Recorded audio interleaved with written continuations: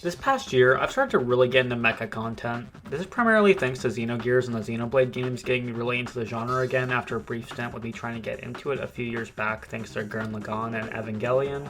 Ironically, right around when I started really wanting to get into more mecha stuff, Armored Core 6 was announced at the Game Awards. The trailer looked really cool, so I ended up looking into the series a bit. I vaguely knew about Armored Core before this reveal, but never really took a look at it since I had never really had a reason to.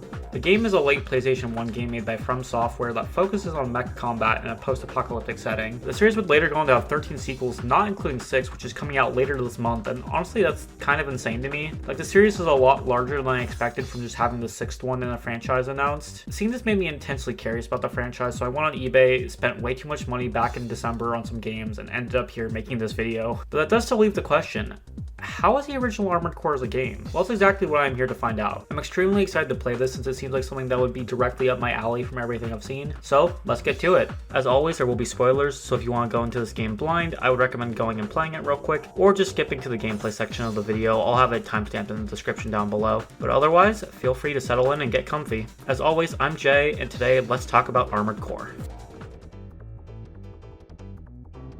The plot of Armored Core is that you are a newly inducted Raven, which is a special group of mercenaries that pilot armored cores and sell themselves to corporations to do their dirty work for them. Currently, Earth is still recovering from the effects of an apocalyptic war known as the Great Disaster. All that remains are a few remnants of humanity underground, where two corporations struggle for power over humanity's fate. These two corporations, Chrome and Murakumo Millennium, are locked in a stalemate against each other where neither really managed to pull ahead. This forever war is pretty great for the Ravens though, who have a near infinite amount of work to do because of these corporations constantly needing more soldiers to throw against the wall endlessly. Your character gets tossed back and forth between these two corporations like a football for the entire game until eventually they both collapse from a forever war being actually really bad for everyone involved. Who would have thought, huh? While the story in this game is nothing mind-blowing, I do find how it presents everything to the player incredibly interesting. Right from the start, the player is given a choice of two different missions to do, both of which just from the name of the mission kind of tell you what the state of this world is like. You then generally have your pick of what missions you undertake and which corporation you help out more throughout the course of the game. You still have to help out both of them, so you can't go all in on Chrome or Murakumo, and it doesn't change much other than the rewards you get in the mail sometimes. But it does provide a neat little touch showing how this world is structured and how you can have a mission from one company asking you to save scientists, and then right next to it have one telling you to go to attack a civilian center for the fuck of it. That's actually another thing that really intrigues me about this game. There are clearly no good guys in this conflict. Right from the moment you start, you're killing strikers and seeing just how bad this post-apocalyptic corporate dystopia is. The world is broken, and even the giant corporations that keep it broken end up succumbing to their pointless conflict and break as well. It's a simple yet very effective critique of the power of corporations and what can happen if they're left to run unchecked. The story isn't extremely present outside of a few lore bits you get from emails and from mission descriptions, but I think that what's there is really effective at getting its point across without overstaying its welcome. It'll be interesting to see how this approach gets expanded upon in future games in the series, but for now, I really like how it was here. Before we can really get into the gameplay itself, we have to talk about the insane levels of customization in this game. In some ways, customization is like the entire game. A lot of different aspects of the game relies on how you build your armored core and determines how you're able to tackle each mission. You're given an incredibly basic and honestly kind of bad build from the start that you're free to tackle the first mission with, but instead, you could also strip several not immediately necessary parts like a radar from your AC and sell them to try and buy yourself a better weapon to make the early game missions a bit easier. Upon completion, missions reward you with credits based on how much damage you took, how much ammo you used, and what special objectives you either completed or failed. Believe it or not, they pay you less for taking more damage and using more ammo. Special objectives can either pay you a ton of extra money, like on missions where they pay you extra for each MT you take out, or take a huge chunk out of your check if you mess up really badly. This makes it a little difficult to build up a decent amount of money and buy new stuff to improve your odds right away, unless you sell stuff like I said earlier. Though be careful what you sell because there are certain parts that are 100% necessary, like your legs, your core, your arms. A neat feature in this game though is that when you buy an item, you can sell it back for the same amount of credits you bought it for if it ends up not working out. This makes it really easy to test things out and then put them back if they're not working out super well for you. Generally, what I recommend is selling your main right-hand weapon and one of your back attachments in order to buy the energy gun in the shop, since using energy weapons doesn't increase your ammo expenses right away. To explain, on top of your health and your ammo count in each mission, you also have to be mindful of how much energy you are using that level. Unlike the other two though, your energy constantly refills. It's taken up by things such as dash dashing, flying, or using energy weapons, but it slowly refills over time unless you accidentally use it all up, in which it still refills just at a rate so slow you may as well just accept your death on that level. Like all other aspects of the game, you can control this to some degree by getting parts in the generator class that have bigger energy reserves and faster recharge times. This makes a huge difference throughout the game if you can get some good generator parts early. This game has a surprisingly high amount of flexibility in how you're able to build your AC and play through the game. Personally, I went for a slightly lighter and faster build in order to move around faster while not sacrificing a ton in damage to make that possible.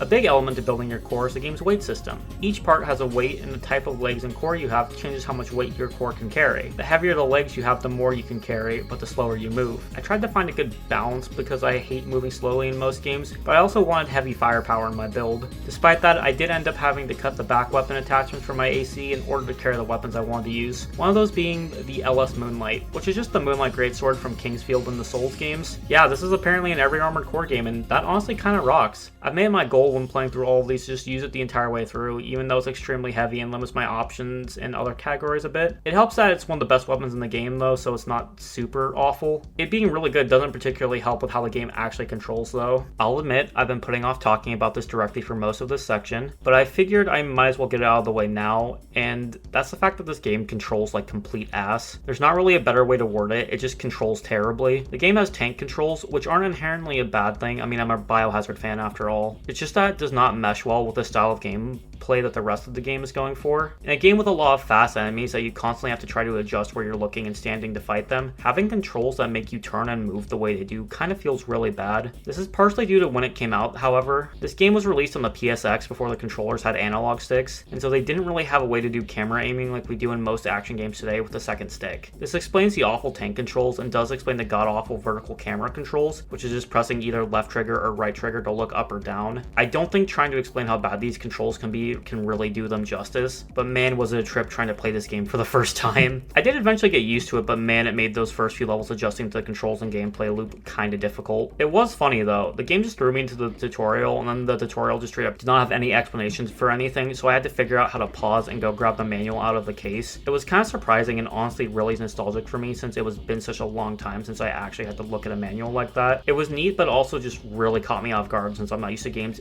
even having manuals anymore, let alone actually having to check them to figure out how to play like this one did. Armored Core's minute-to-minute gameplay loop is generally split into several short but difficult levels. These levels are generally something simple like destroy all the enemies or rescue the trapped scientists. They are generally like 5 to 10 minutes long at most and don't really overstay their welcome. That being said, even though they're short, that doesn't mean they're one and done. The levels are generally pretty tough to make up for their short length, and you'll probably end up repeating more than a few of the early mission ones when you're trying to play for the first time. Things tend to get easier towards the end of the game since you're built up your core at this point and have a better understanding of how the game works, but even then you could still get sidelined by a surprise appearance from another Armored Core. Yeah, some levels have another core that the company opposite the one you're working for that mission is hired show up. They're generally not super difficult, but if you've already been struggling with a mission, they can end your run and make you start over really fast. Speaking of level design, while I think most of the levels are pretty well designed in this game, I have got to talk about the final level because my god is it one of the worst things I have ever seen in a video game. As I mentioned already, your Armored Core is generally a big kind of slow robot with tank controls that doesn't maneuver the best outside of quick side movements and turns with the side movement buttons, right? What do you think would be the best final challenge for a game with movement like that? How about a platforming section? Like a really long platforming section, with all the platforms being moving parts that move faster than you can fly over them. Oh, and let's not forget the turrets that fire laser with knockback from outside of your range of visibility, so you could be doing everything right and still just get sent back to the start of the section because a gun from the ceiling decided it was going to ruin your day. But doesn't that sound fun? If you said yes, then I'm happy you enjoy something like this, genuinely, because for me, it was one of the most infuriating things I've ever seen in a video game. I've come to expect bad platforming from the Soulsborne style games since it seems to be something they insist on putting in all of them, despite the fact that those games weren't really built for that other than, well, Elden Ring. But my god, does this game take the cake on that front completely. I'd take the stupid jumping puzzle tower and Caelid from Elden Ring that is one giant platforming challenge over this any day, and I hated that thing. The level doesn't stop there, however, because after you survive that soul-crushing gauntlet, you get thrown into 2 back-to-back fights against 9 Ball, and AC with the capability of just tearing what little armor you have left at this point completely to shreds. Usually.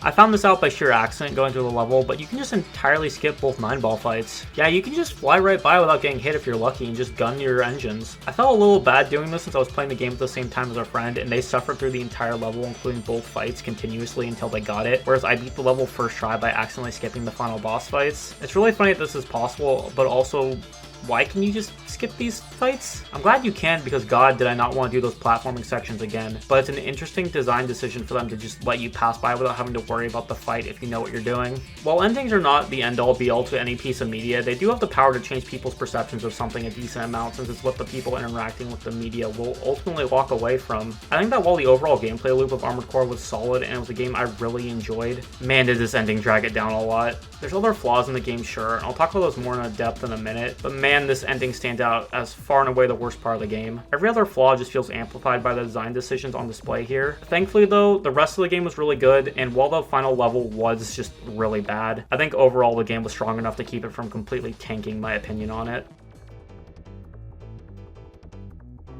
The music in Armored Core is full of electronic/synthetic style tracks that fit very well with the high energy nature of most missions. A lot of the tracks are pretty memorable and fit super well with the gameplay in my opinion. None of it really fits the tone of the game's story though, and weirdly enough it doesn't end up bugging me too much. It may just be because the story is kind of in the background for most of the game, but generally the more energetic and blood pumping songs don't really end up clashing with how bleak a lot of story stuff ends up being. Honestly, I think that's a massive win on the game's part personally, just because I generally get a little anal about that kind of thing. Not really much for me to say on the music front here other than I liked it a lot. Oh, and the main music theme, which you're hearing right now, was a massive earworm for me. Good song, but man did it get stuck in my head a lot around when I was playing this game for the first time.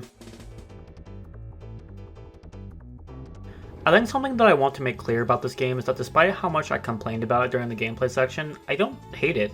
Far from it actually. I was completely enraptured with this game from start to finish. Armored Core is a game where I think it's one of the roughest things I've ever played, but I think that adds something special to it, personally.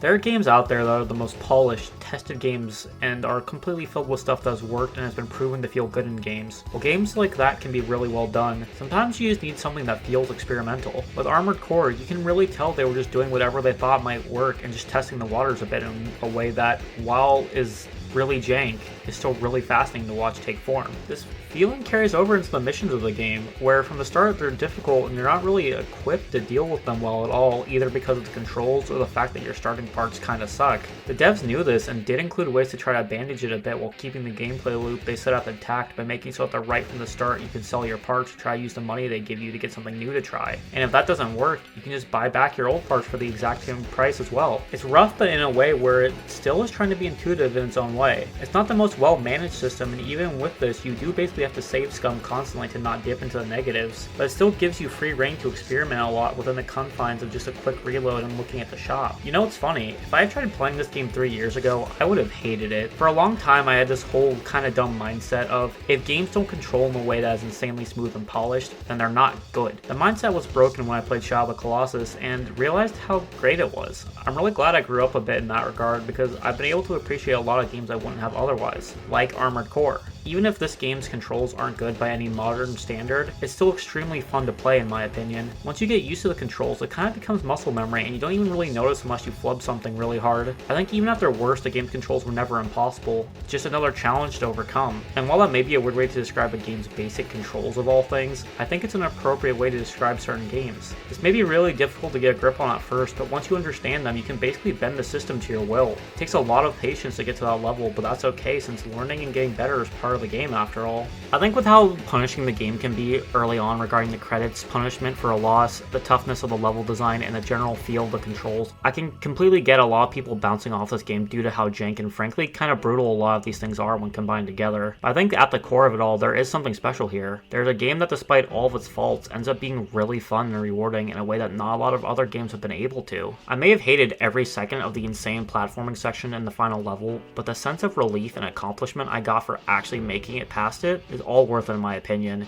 even if I almost had a heart attack over the thought of doing it again when one of the 9-ball cores got dangerously close to killing me at the very end of the level. There's just something about Armored Core where learning to meet the game on its level and then proceeding to outdo it feels immensely satisfying. I joked to some of my friends while playing it that I finally got what people meant when they talked about playing Dark Souls 1 and 2 when playing this game. What I mean by this is that when I talk about being a fan of the later Soulsborne type games and not the earlier ones, I generally hear people say that a large part of their enjoyment comes from just overcoming the game and being able to do something despite how jank it may feel. I really get that same feeling here with Armored Core. Who knows, maybe because of this I'll go try Dark Souls 1 and play Dark Souls 2 Original instead of Scholar of the First Sin, and who knows, maybe I'll come out of them with a different perspective thanks to this game. Not Demon's Souls though, that game knows what it did. It's not getting touched again. This game isn't going to be for everyone due to the nature of the game or how it controls, and that's okay. It's a game that's rough and not going to really click with everyone who tries to play it, but in my opinion, it has soul, and I think it's really worth at least checking out for a little while just to get a taste of what the series was like before jumping into Armored Core 6 when it comes out this month.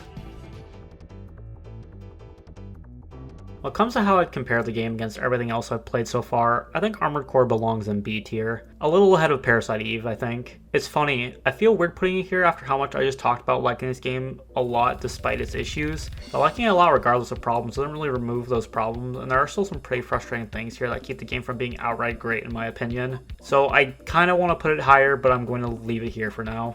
That being said, Armored Core is still something I enjoyed a lot, and a game being in B tier isn't really a bad thing, it just isn't quite in the upper tier of games I've played so far in my opinion. Still, looking at this, it's nice that most stuff I've played up to this point have been pretty fun in some regard. I was expecting that to change as I ventured away from stuff I was familiar with already, but I've been pleasantly surprised so far with all the new experiences I've had. Here's to hoping most of the new games I play stay good going forward. And with that, that's all I really have to say about Armored Core. Thank you for joining me today on this episode of Jay Talks About Games. I'm going to try to continue to upload new episodes of this every other Friday, so stay tuned for those if you like this episode. Beyond that, there's a few things going up here on Discord for my friends and I, which I'll have links to on screen and in the description down below. Be sure to check those out if you enjoyed this, since everything else we've worked on is pretty great as well in my opinion. We also stream weekly over on Twitch, so be sure to check that out. It's a ton of fun. I have a lot of fun with it. I know the rest of the crew has a lot of fun with it, and we'd love to have you there. If you like this video, feel free to leave a like and subscribe, and leave a comment down below telling me what you thought or anything you disagreed or agreed with me on. It helps us out a lot since we're a smaller channel, and YouTube's algorithm doesn't really pay attention to smaller videos unless you're getting a lot of comments or views out of nowhere. Regardless, I've been Jay, and thank you for listening to me ramble about my big death robots I've been building. See y'all next time!